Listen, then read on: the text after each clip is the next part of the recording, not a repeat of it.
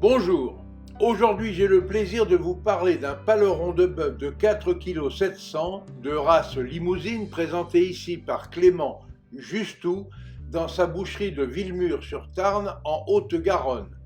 Une viande proche de l'omoplate, grasse, charnue, goûteuse et propice à des cuissons lentes accompagnées par exemple d'un oignon jaune, de lardons de poitrine sèche, de carottes, topinambour, pommes de terre grenaille, gousses d'ail violet de Cadour, châtaignes et noisettes.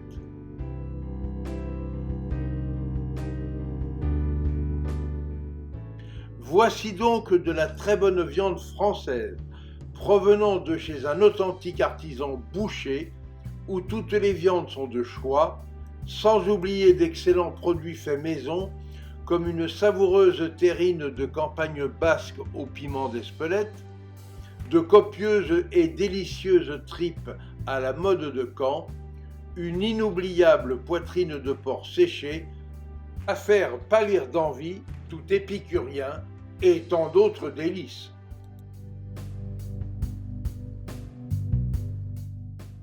Pour la réalisation de ma recette, j'ai tout d'abord incisé une à une la coque des châtaignes avant de les plonger durant 20 minutes dans une eau frémissante légèrement salée, additionnée d'un verre de bouillon de volaille.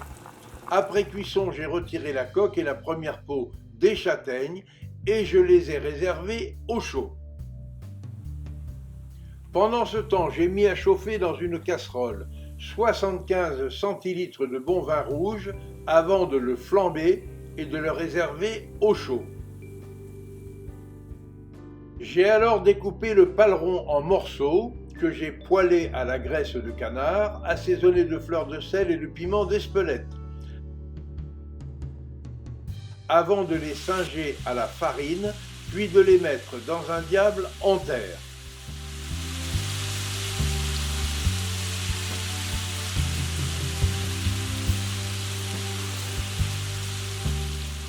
Dans la même poêle et dans le jus de cuisson des morceaux de paleron, j'ai ajouté une cuillère à soupe de graisse de canard dans laquelle j'ai mis à blondir un oignon jaune émincé et des lardons de poitrine sèche. Après quelques minutes, j'ai ajouté 3 carottes, 4 topinambours, des pommes de terre grenaille et 3 gousses d'ail violet de Cadour émincées, le tout assaisonné de fleurs de sel et poivre du moulin. Et après avoir bien fait dorer cette poêlée de légumes, j'ai ajouté ces derniers aux morceaux de paleron dans le diable. J'ai alors versé le vin encore chaud sur cet ensemble en rectifiant le niveau de liquide avec de l'eau. J'ai bien mélangé le tout en ajoutant 4 carrés de chocolat noir, 8 baies de genièvre, une branche de thym, une branche de romarin et 2 feuilles de laurier du jardin, puis j'ai fermé le diable et j'ai enfourné pour 1 heure à 150 degrés avant de poursuivre la cuisson durant 2 heures à 120 degrés. Sans oublier d'ajouter les châtaignes et les noisettes dans la sauce 30 minutes avant de sortir le diable du four et de laisser cette bonne daube se reposer toute une nuit. Le lendemain, j'ai à nouveau enfourné le diable, mais à 120 degrés seulement, pendant 2 heures, et voici ce superbe et savoureux paleron à la sortie du four dans un magnifique diable en terre cuite, provenant de la poterie Notte à Castelnaudary. Pour parfaire la présentation de cette délicieuse recette, j'ai privilégié le service de cette daube de bœuf, bien chaude, dans de petites marmites individuelles en cuivre, en veillant à une bonne répartition des légumes, châtaignes et noisettes. Pour accompagner cette recette particulièrement savoureuse, j'ai servi un excellent côte rôti millésime 2006 du domaine Villa Béat, situé à Condrieu dans le département du Rhône.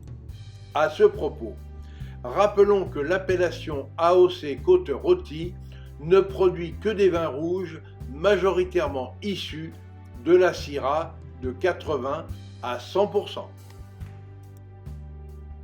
Cette toute nouvelle recette, nous avons obtenu une fois encore, et pour notre plus grand plaisir gustatif, un accord mets et vins parfait. Pour suivre facilement mes recettes et nos reportages, abonnez-vous à notre chaîne Escapades et Découvertes TV. Vous y découvrirez aussi nos accords mets et vins. Et notez bien que l'abonnement est gratuit. Et surtout, obligez-vous à faire travailler les producteurs locaux de vos régions. Vous participerez ainsi à la sauvegarde des artisans du goût français.